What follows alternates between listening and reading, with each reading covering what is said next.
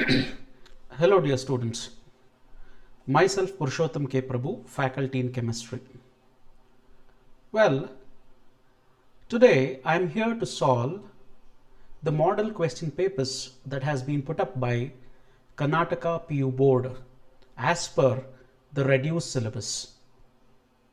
Okay, students, we will take up each and every questions that is there in your model question paper and let us understand how to answer those questions as per the scheme of evaluation and get 100 on 100.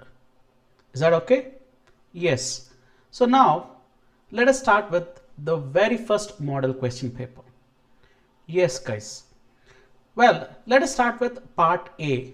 As you know, the part A questions contains 10 questions and each questions carries 1 mark. So you don't have to write pages together or lines together for these questions. You have to be very precise.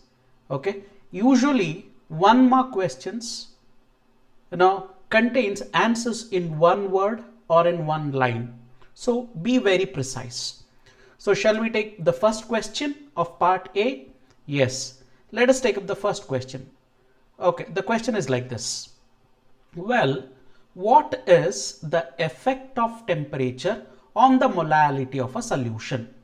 First, let us write the answer for this question and let us now, in the later part, let us understand why that is the answer for this question. Okay, what is the question? The question is, what is the effect of temperature on the molality of a solution? We know, okay, yes, we know that temperature, the answer for this question is temperature has no effect on the molality of a solution, isn't it? On the molality of a solution. That's the answer. That's it. See, okay, even if you write molality has no effect, that is fine. That's it. Molality has no effect. Sorry, temperature has no effect on the molality of a solution. That's it. Why is this answer? Guys, we know that, okay, just look at here. Okay, we know that, okay, molality of a solution, molality is temperature independent. Molality is temperature independent, isn't it? Molality is temperature independent because molality is defined as number of moles of solute divided by mass of solvent in kg, isn't it? Number of moles of solute divided by mass of solvent in kg. We know that mass does not depend on temperature. Henceforth, molality also does not depend on temperature. Therefore, we can conclude that temperature has no effect on the molality of a solution. Is that correct, students? Yes. So shall we take up the next question? Very simple. Yeah, the next question is like this. Okay, the next question. What's the next question? How does the size of the blood cell changes when placed in an aqueous solution containing less than 0.9% mass by volume sodium chloride? Okay, let me write the answer for this question. What is the answer? Okay, very simple. Blood cell swells. That's it. The answer is blood cell swells. That's it. This is the answer for this question. Okay, how does the size of the blood cell changes when placed in an aqueous solution containing less than 0.9% mass by volume sodium chloride? Okay, let us understand why is this answer. Okay, why this is the answer. Yes. Now, I'm going to consider two cases. Okay, I'm going to place a blood cell. Okay, what is the concentration of the solution inside the blood cell? It is 0.9%. Am I correct? Isn't it? It's 0.9%. Now, I'm going to place this blood cell in a solution. Okay, what solution is this? The solution is aqueous sodium chloride. Am I correct? Okay, it is placed in an aqueous sodium chloride solution. What is the concentration of the solution, aqueous sodium chloride solution? It is less than 0.9%. Okay, so inside the blood cell, the concentration of the solution is 0.9%, and outside the solution, outside the blood cell, the concentration of aqueous sodium chloride solution is less than 0.9%. So I can just say that solution, okay, the fluid inside the blood cell,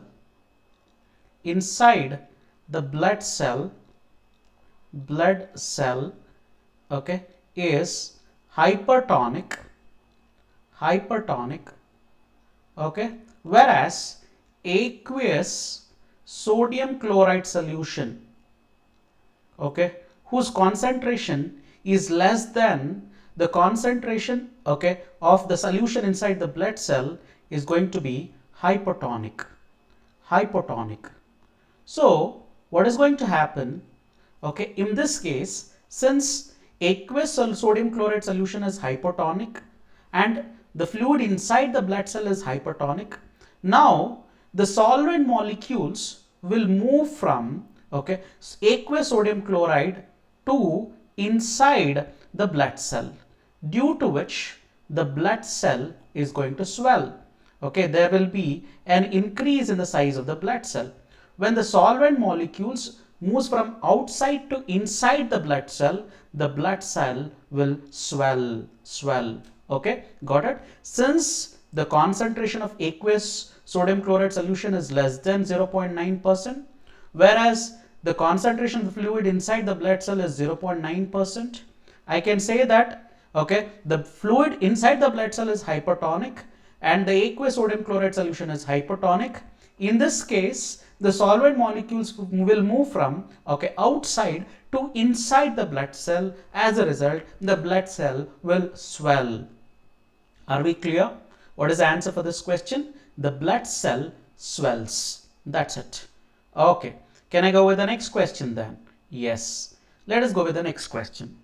The resistance of a conductivity cell containing 0.001 molar KCl solution at 298 Kelvin is 1500 ohms. Okay, what is this 1500 ohms? Okay, yes, this is a problem. Basically, okay, the problems will be asked for 2 marks, but in order to make you to solve this and in order to make you to, okay, learn these type of problems, they have put up all these questions in the model question paper, so better you learn it. Okay, understood? Yeah, now let us answer this question. Now, okay, we have the resistance of a conductivity cell containing 0.001 molar KCl solution. What is this 0.001 molar? It is concentration. Concentration is given. How much? 0.001 molar. Okay, and the resistance is given as 1500 ohm. Okay, what is the cell constant? You have to find out the cell constant. That is what? G star. G star is nothing but length by area. So you have to find out cell constant. If the conductivity, okay, or specific conductance, conductivity is given. Conductivity of this 0.01 molar KCl solution at 298 Kelvin is 0.146 into 10 to the power of minus 3 Simon per centimeter. Conductivity is 0.146 into 10 to the power of minus 3 Simon per centimeter. Simon per centimeter. So you have to find out the cell constant. What is the relevant formula for this? We know specific conductance is equal to G into G star, right? Anyhow, G is conductivity or specific conductance and G star is cell constant which has to be calculated. But what is G? G is conductance, right? G is conductance. Conductivity is different, conductance is different. G is conductance, but conductance is not given in this problem. Okay, instead of conductance, resistance is given. We know that conductance is a reciprocal of resistance, is it? Well, I can substitute, okay, specific conductance or conductivity is equal to 1 by R into G star. We want G star, right? G star is equal to, okay, conductivity into resistance. What is the conductivity given? Conductivity is, okay, yeah, 0.146 into 10 to the power of minus 3, and the resistance is 1500 ohm. So can we calculate it? Yes, please do the calculations. Okay, please do the calculations and give me the answer. 0.146 into 10 to the power of minus 3 into 1500. Okay, yes, 0.146, okay, into 1500. Use the calculator and get the answer. It will be how much? Yes, that's the correct answer. Okay, yes. So G star is going to be, yeah, 219 into 10 to the power of minus 3. Okay, yeah. What is the unit of conductivity? Oh, sorry, cell constant. It is per centimeter. We got the answer. 219 into 10 to the power of minus 3, okay, per centimeter. Is that correct, students? Yes. So shall we take up the next question? Yeah, let's go ahead. Give an example for pseudo first order reaction. Okay, we can quote two examples for pseudo first order reaction. Please remember both the examples. One is, okay, acid hydrolysis of an ester. We can quote two examples, but they have asked just one example for 1 mark. Okay, what is that? Acid hydrolysis of an ester. Okay, acid hydrolysis of an ester, okay, is an example for pseudo first order reaction. What is the reaction? Okay, can we write the reaction? Yeah, any ester you can take. For example, I'm going to consider CH3COOCH3. What is this? This is methyl acetate. Methyl acetate. Well, when treated with water in the presence of an acid, gives CH3COOH plus CH3OH. Here, okay, water is in excess. Okay, only when water is in excess, this is going to be a pseudo first order reaction. This is one example. What is the other example? The other example is inversion of cane sugar. Inversion of cane sugar. Okay, can we have the reaction for this? Yeah, cane sugar is nothing but sucrose. What is the formula? C12H22O11 plus H2O, okay, in the presence of an acid, gives C6H12O6 plus C6H12O6. Here also water is in excess. So you can quote any one of these examples for a pseudo first order reaction. Okay, is that simple? Yes. Don't just write acid hydrolysis of ester. Please do write the reaction. Here also don't just write inversion of cane sugar. Please do write the reaction also. Okay, yeah. Next question. What is an adsorption isotherm? Where do you come across adsorption isotherm? Yes, where do you come across this? Okay, we will come across adsorption isotherm in surface chemistry, isn't it? Under the heading Freundlich. By the way, I'll first write okay, the answer. We will first write the answer and then we will understand what is it. Okay, yes. What is Freundlich adsorption isotherm? Okay, so what is the answer? Freundlich adsorption isotherm, it's a plot of, or it's a graph of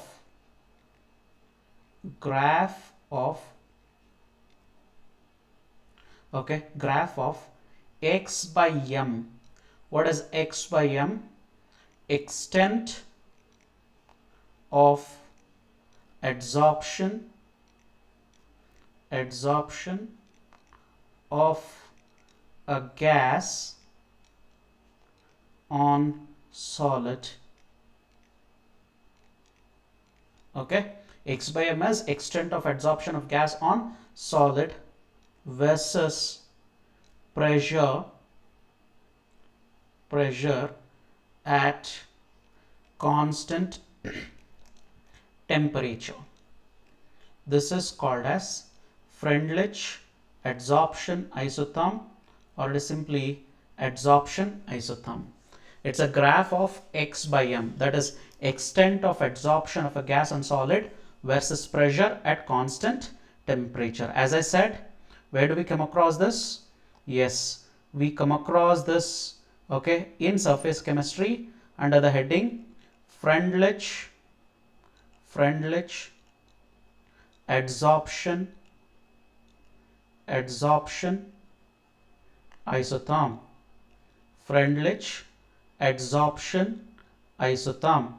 What is Freundlich adsorption isotherm?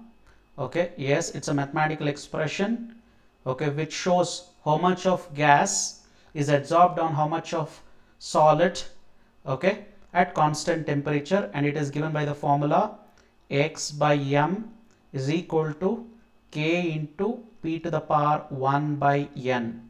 So here x by m is nothing but the extent of adsorption of a gas on solid.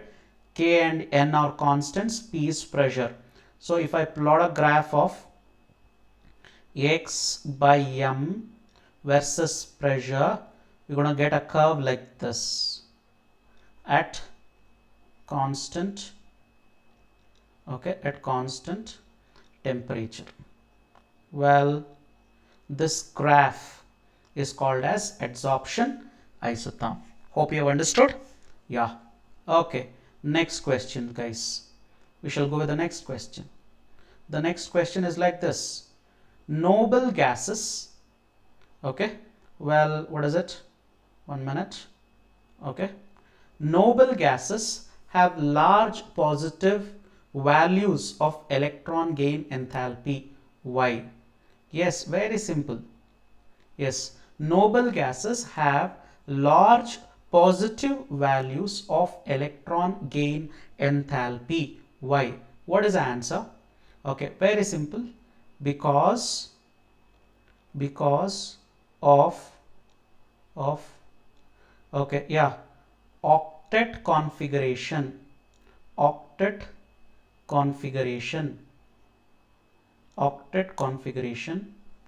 in the valency shell. That's it. In the valency shell. What is octet configuration? It is nothing but ns2 np6. Okay, yeah, octet configuration in the valency shell. That's it. This is the answer. But how do you substantiate this?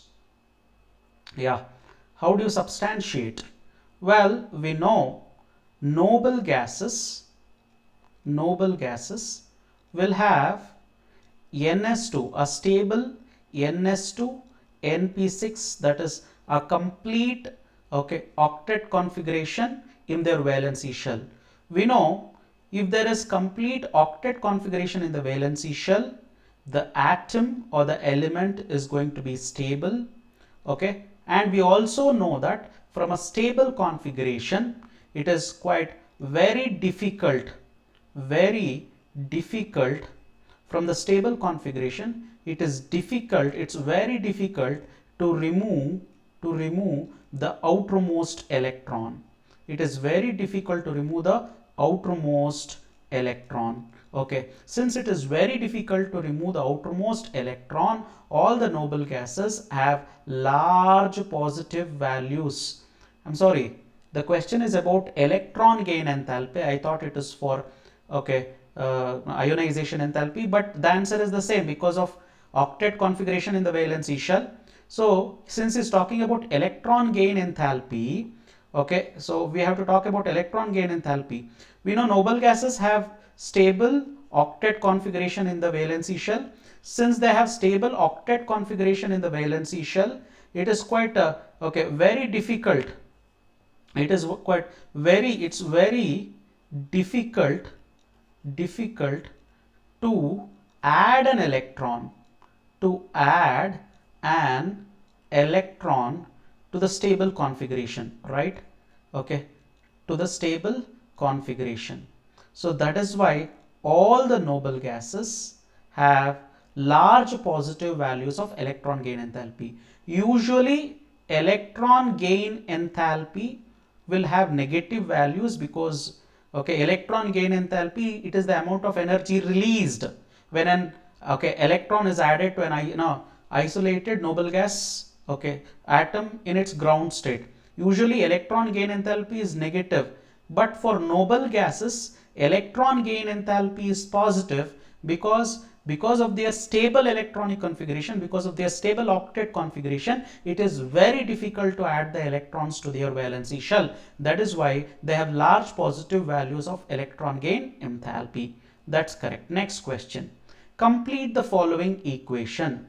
Very important question, students. Where do you come across this? Yes, we come across this same in noble gases itself.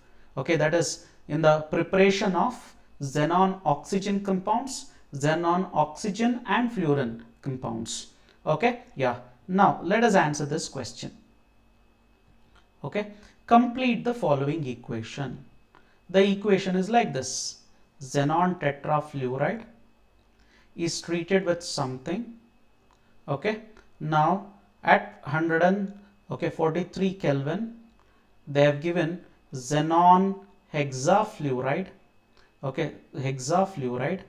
Xenon tetrafluoride is treated with something at 143 Kelvin to give xenon hexafluoride and oxygen. The answer for this question is O2F2. Look here, dioxygen difluoride. F4 plus F2 will give F6 and oxygen will be displaced. So what is the answer for this question? It is O2F2. O2F2. Understood? Clear? Yes, that's it.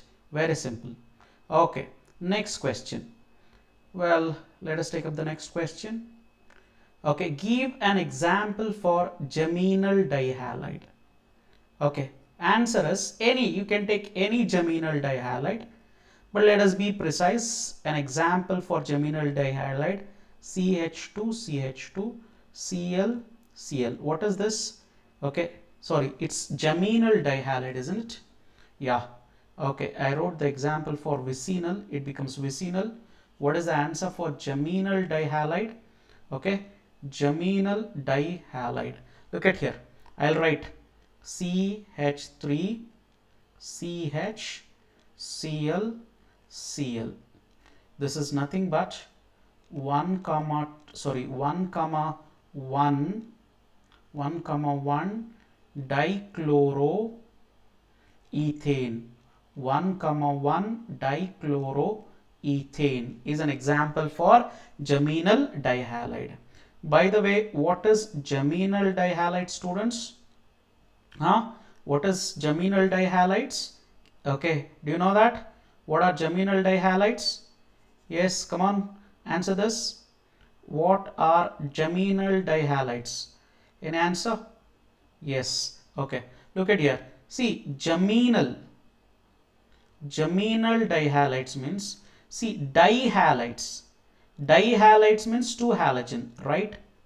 2 halogens. See, if both the halogen atoms are attached to the same carbon,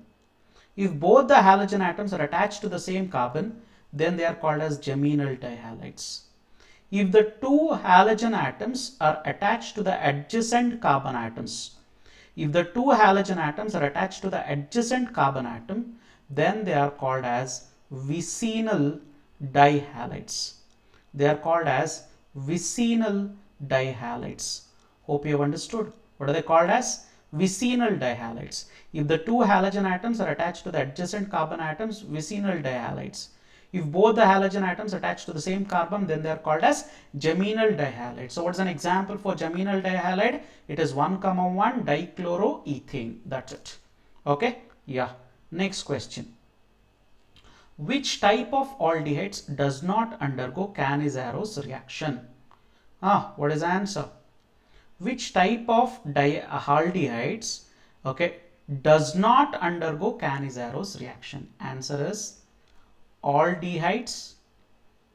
The question can also be for ketones. The answer is the same. Aldehydes or ketones having alpha hydrogen,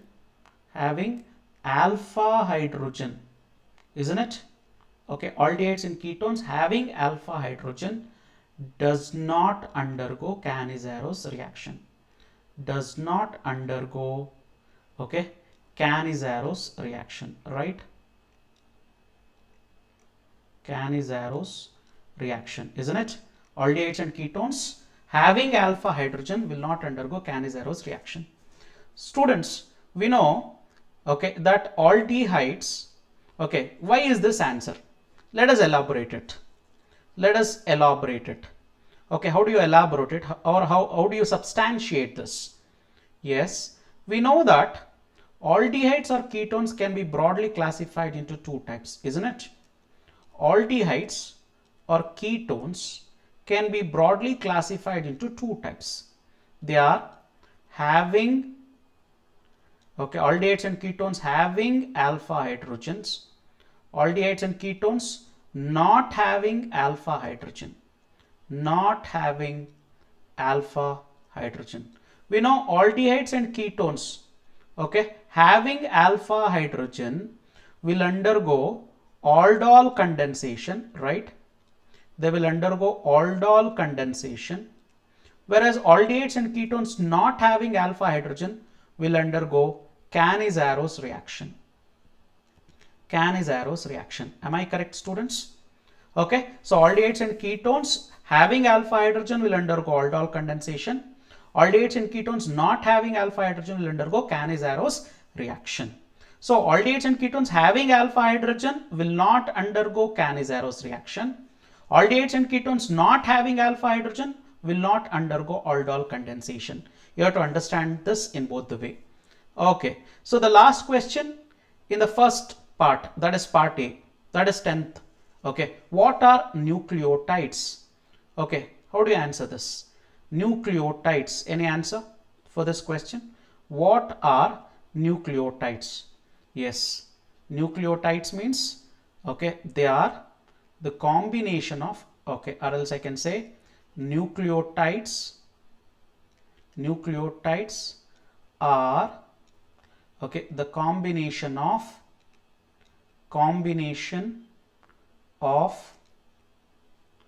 phosphate group,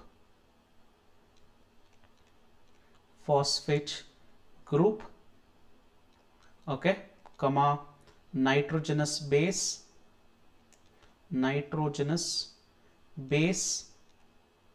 and a pentose sugar, right? So when, okay, yes, the phosphate group and the nitrogenous base is attached to the pentose sugar, we call that molecule as a nucleotide. Hope you know this, isn't it? It's a combination of what? Okay, phosphate group, nitrogenous base, and a pentose sugar. We know pentose sugar may be deoxyribose or ribose sugar, right? So here, okay, so there will be a nitrogenous base, okay, and here there will be phosphate group. Okay, yes, this is pentose sugar. Okay, the combination of nitrogenous base, pentose sugar, and phosphate group, these three are called as nucleotides. Okay, hope you have understood. Okay, can we take up part B in my next video? Yes. Thank you so much, students.